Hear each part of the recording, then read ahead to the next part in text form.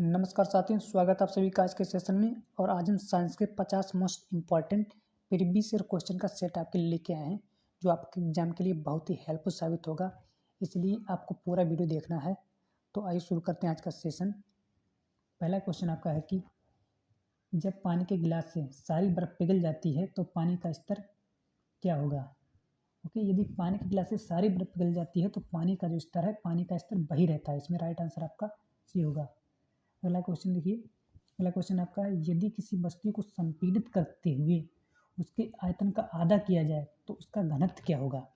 यदि किसी वस्तु को कंप्रेस करते हैं, संपीड़ित कंप्रेस करते हैं और कंप्रेस करके उसका आयतन आधा कर दिया तो इसका घनत्व जो है वो दुगना हो जाएगा। कितना हो जाएगा? दुगना। राइट आंसर इसमें आपका बी होगा। अगला क्वेश्चन देखिए, सीमेंट का सर्वाधिक महत्वपूर्ण संगठक कौन सा है। सीमेंट का सर्वाधिक महत्वपूर्ण संगठक कौन सा है? तो सीमेंट का सर्वाधिक महत्वपूर्ण संगठक होता है वो चूना पत्थर होता है। राइट आंसर आपका इसमें सी होगा। अगला क्वेश्चन देखिए, ओजोन गैस का जो सूत्र क्या होता है, रासायनिक सूत्र। तो ओजोन गैस का आपका जो रासायनिक सूत्र होता है वो आपका होता है O3। राइट आंसर ऑप्शन 3 सी होगा। अगला क्वेश्चन देखिए, सामान्य मनुष्य के हृदय में कितने कक्ष होते हैं। तो सामान्य मनुष्य के हृदय में कितने कक्ष होते हैं? 4 कक्ष होते हैं। राइट आंसर इसमें आपका सी होगा। अगला क्वेश्चन देखिए, भोपाल गैस दुर्घटना के लिए कौन सी गैस जिम्मेदार थी। तो जो भोपाल गैस दुर्घटना हुई थी उसमें कौन सी आपकी गैस जिम्मेदार थी? तो वो जो गैस थी वो थी methyl isocyanate. Right answer option B होगा। अगला क्वेश्चन देखिए, डीएनए का पूरा नाम क्या है। डीएनए का पूरा नाम क्या होता है? तो डीएनए का आपका जो पूरा नाम होता है वो होता है deoxy ribo nucleic acid. Right answer option A. अगला क्वेश्चन देखिए, क्लोरोफिल रंजक का रंग कैसा होता है। क्लोरोफिल किसमें? जो पत्तों में पाई जाती है, जिसके कारण जो पत्तों का रंग हरा होता है। और उसके रंजक का रंग क्या होता है? हरा ही होगा। तो राइट आंसर ऑप्शन बी होता है इसमें होगा आपका। अगला क्वेश्चन देखिए, दही बनाने में किस जीवाणु से मदद मिलती है। तो दही बनाने के लिए किस जीवाणु से मदद मिलती है? कौन सा जीवाणु कार्य करता है उसमें अपना? तो क्या नाम है उसका? Lactobacillus. Right answer option B. अगला क्वेश्चन देखिए, एड्स रोग का कारक सूक्ष्मजीव कौन सा है। एड्स रोग का कारक सूक्ष्मजीव कौन सा है?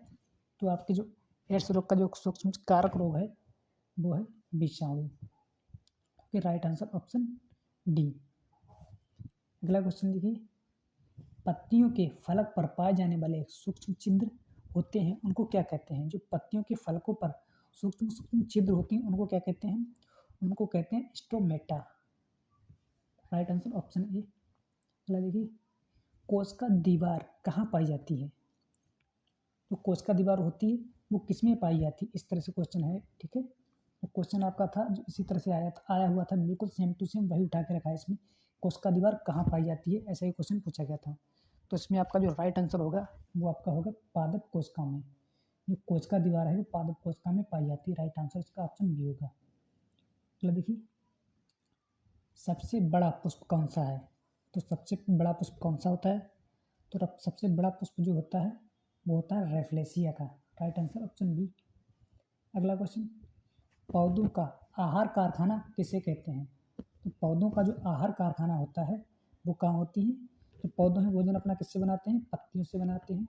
तो आहार खाने को पत्तियां ही होती हैं उनकी। Right answer option C. अगला क्वेश्चन देखिए, पौधों का कौन सा भाग श्वास लेता है। तो पौधों का कौन सा भाग श्वास लेता है? ओके, तो पौधों का जो है पत्तियां पत्तियां सांस लेती हैं और पत्तियों के द्वारा ही भोजन बनाते हैं। अगला क्वेश्चन, ईस्ट खमीर में प्रजनन किसके माध्यम से होता है। ठीक है, तो किसके माध्यम से ईस्ट खमीर में प्रजनन होता है? ओके, तो द्विखंडन विधि के द्वारा। जो ईस्ट होती है उसमें जो प्रजनन का माध्यम है द्विखंडन विधि द्वारा।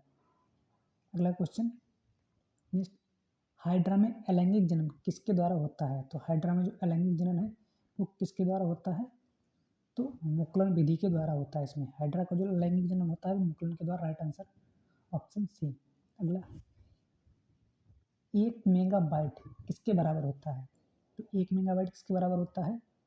तो 1024 KB के बराबर। Right answer option B. अगला क्वेश्चन, किस विटामिन को एस्कॉर्बिक एसिड कहा जाता है।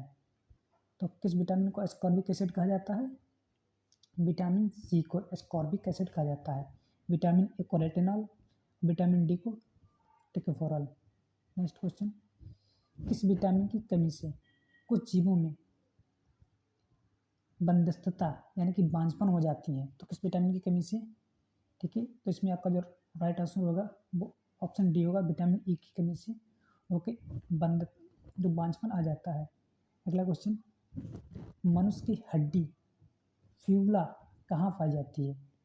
तो मनुष्य की हड्डी जो फ्यूला है वो कहाँ पाई जाती है? तो मनुष्य की हड्डी फ्यूला पैरों में पाई जाती है। Right answer option B. Malaria रोग किस मच्छर के काटने से होता है? तो मलेरिया रोग किस मच्छर के काटने से होता है? तो मादा एनोफ्लीजिया के काटने से होता है। ऑप्शन बी इसमें राइट होगा। अगला क्वेश्चन देखिए क्या है। अगला क्वेश्चन आपका है कि विषाणु में क्या होते हैं? विषाणु में क्या होते हैं? तो विषाणु में आपके होते हैं डीएनए और आरएनए। ओके। अगला क्वेश्चन, किस मनुष्य के मूत्र में अपशिष्ट उत्पाद के रूप में पाया जाता है? क्या पाया जाता है अपशिष्ट उत्पाद के रूप में? ठीक है, मूत्र होता है उसमें अपशिष्ट उत्पाद के रूप में होता है, उसमें अधिकांश मात्रा में आपकी यूरिया होती है। ऑप्शन बी इसमें राइट होगा। अगला क्वेश्चन, ब्लोटिंग पेपर द्वारा स्याही के अवशोषण का कारण क्या है? तो ब्लोटिंग पेपर में जो स्याही का अवशोषण होगा उसका कारण क्या आता है? वो उसका जो अवशोषण होता है वो केशिव का गुण के कारण उसमें जो है स्याही का अवशोषण करता है वो। ओके, केशिव का गुण के कारण। अगला क्वेश्चन, फोबोस और डीबोस किस ग्रह के उपग्रह हैं? तो फोबोस और डीबोस किस ग्रह के उपग्रह हैं आपके? तो ये आपके हैं मंगल ग्रह के। ऑप्शन सी इसमें राइट आंसर होगा आपका। अगला क्वेश्चन देखिए। अगला क्वेश्चन आपका है, नींबू और खट्टे फलों में कौन सा अम्ल पाया जाता है? ठीक है, तो नींबू और खट्टे फलों में आपका सिट्रिक अम्ल। Right answer option B, citric अम्ल पाया जाता है। अगला क्वेश्चन, किसी परमाणु की द्रव्यमान संख्या किसके बराबर होती है? जो परमाणु की द्रव्यमान संख्या आपकी होती है वो प्रोटॉनों और न्यूट्रॉनों के योग के बराबर होती है। ओके, प्रोटॉनों और न्यूट्रॉनों को जोड़ के जो है द्रव्यमान संख्या निकाली जाती है। ऑप्शन में आपका डी राइट होगा। अगला क्वेश्चन देखिए। क्वेश्चन ऊपर है, न्यूटन के पहले सिद्धांत को क्या कहते हैं? क्या कहते हैं न्यूटन के पहले सिद्धांत को? तो न्यूटन का जो पहला सिद्धांत होता है उसको हम कहते हैं गति का सिद्धांत। क्या कहते हैं? गति का सिद्धांत। और इससे जो सूत्र निकल के F बराबर m निकल के आता है। अगला क्वेश्चन देखिए। अगला क्वेश्चन आपका है कि हेमेटाइट किसका अयस्क है? तो हेमेटाइट आपका किसका अयस्क है? तो हेमेटाइट आपका आयरन का अयस्क है। Right answer option C. अगला क्वेश्चन देखिए, नेफ्रोलॉजी। नेफ्रोलॉजी किसका अध्ययन है? नेफ्रोलॉजी किसका अध्ययन है? नेफ्रोलॉजी आपका जो अध्ययन है वो गुर्दे के अध्ययन को हम नेफ्रोलॉजी कहते हैं। किसके अध्ययन के? गुर्दे के अध्ययन को। अगला क्वेश्चन, किसकी कमी के कारण बच्चों में रिकेटस हो जाता है? किस विटामिन की कमी के कारण? ओके, ऐसा ही क्वेश्चन पूछा गया था, किसकी कमी के कारण? तो विटामिन डी की कमी के कारण रिकेटस हो जाता है। अगला क्वेश्चन, मानव पित्त की प्रकृति कैसी होती है? तो मानव पित्त की आपकी जो प्रकृति कैसी होती है? तो वो अम्लीय प्रकृति होती है। मानव का जो पित्तरस होता है वो अम्लीय प्रकृति का होता है। अगला क्वेश्चन देखिए, एम्पीयर इकाई है, तो एम्पीयर किसकी इकाई है? एम्पीयर किसकी इकाई है आपकी? एम्पीयर आपकी इकाई है विद्युत धारा की इकाई। Right answer option A. अगला क्वेश्चन, अंतरिक्ष की दूरी किस इकाई में मापी जाती है? तो अंतरिक्ष की दूरी है वो किस इकाई में मापी जाती है? तो मापते हैं अंतरिक्ष की दूरी को पारसेक में। ओके, पारसेक दूरी का सबसे बड़ा मात्रक है। अगला देखिए। अगला क्वेश्चन आपका है, ध्वनि तरंगों की आवृत्ति को व्यक्त किया जाता है। तो ध्वनि तरंगी की जो आवृत्ति होती है उसको किस में व्यक्त किया जाता है? तो उनको करते हैं हम हर्ट्ज में व्यक्त। किसको? हर्ट्ज में व्यक्त करते हैं। ठीक है, हर्ट्ज में व्यक्त करते हैं उसको। अगला क्वेश्चन, किसी पदार्थ को नमी से खुले छोड़ देने पर उसमें घुल जाने वाले पदार्थ को क्या कहते हैं? तो किसी पदार्थ को नमी में खुला जल छोड़ देने पर उसमें घुल जाने वाले पदार्थ को क्या कहते हैं? आर्द्रता ग्राही। अगला क्वेश्चन देखिए, एक परमाणु के नाभिक में क्या सम्मिलित होता है? एक परमाणु के नाभिक में क्या क्या होता है? ठीक है, तो क्या क्या होता है परमाणु के नाभिक में? आपके न्यूट्रॉन और प्रोटॉन। ठीक है। परमाणु के नाभिक में क्या होते हैं? प्रोटॉन और न्यूट्रॉन, और इन्हीं को हम द्रव्यमान संख्या कहते हैं। अगला क्वेश्चन, किसी पिंड के विरामावस्था में रहने पर उसमें क्या निहित हो सकता है?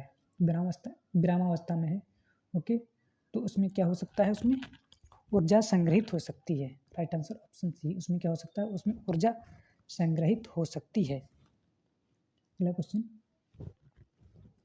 बैक्टीरिया के द्वारा नाइट्रोजन को यौगिक के रूप में परिवर्तित करने की प्रक्रिया क्या कहलाती है? बैक्टीरिया के द्वारा नाइट्रोजन को यौगिक में परिवर्तन करने की प्रक्रिया क्या कहलाती है? आपकी नाइट्रोजनीकरण। क्या कहलाती है? नाइट्रोजनीकरण। राइट आंसर ऑप्शन सी।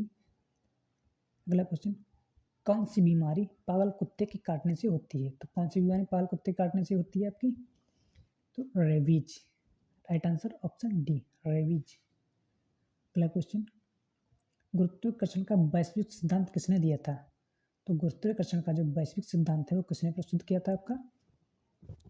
तो इसमें आपका जो राइट आंसर होगा वो आपका होगा न्यूटन। गुरुत्वाकर्षण का तो वैश्विक सिद्धांत है न्यूटन ने प्रस्तुत किया था। अगला क्वेश्चन, गलगंड की बीमारी किस ग्रंथि से संबंधित है? जो गले की बीमारी है वो किस ग्रंथि के कारण होती है? तो वो आपकी होती है थायराइड ग्रंथि के कारण। Right answer option C. और आयोडीन की कमी से होता है ये। नेक्स्ट क्वेश्चन, किस विज्ञान की शाखा जो ट्यूमर्स से संबंधित है क्या कहलाती है? कौन सी विज्ञान है भाई? किस विज्ञान के अंदर ट्यूमर का अध्ययन किया जाता है?